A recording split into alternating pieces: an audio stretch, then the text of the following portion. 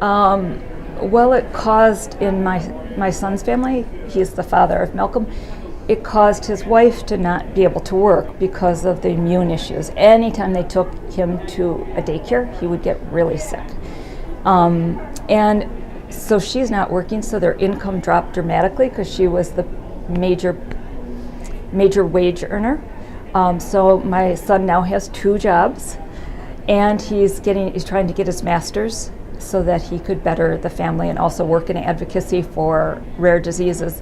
So my son, this gives you an example of how wearing their life is. I just asked him what he wanted for his 34th birthday, and he said a nap and a day off before August, because his first day off will be in August. And it's really heartbreaking as a mother and a grandmother to see the burdens on my son and to know how exhausted he is and not really be able to do much to help.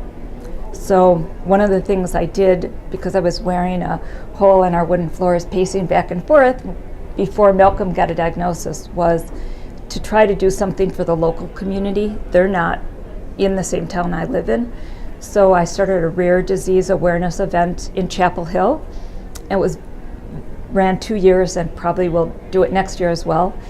Very successfully brought together some support groups for rare diseases. We videotaped different organizations so they could tell their stories.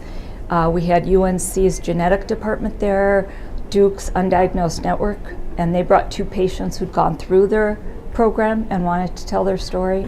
And I feel like if we could bring more support to this community and more awareness, that will help enormously, because sometimes it just feels like you're so alone and you don't know where to turn, and every time you do turn somewhere, it's sometimes taking steps backwards. It's getting bad news, it's having to pick yourself up again and knock on a different door to get a diagnosis.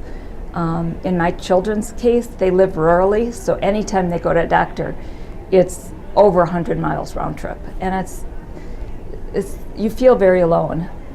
So today's work is really important. Social media is great for bringing people together. I think Facebook groups is very helpful.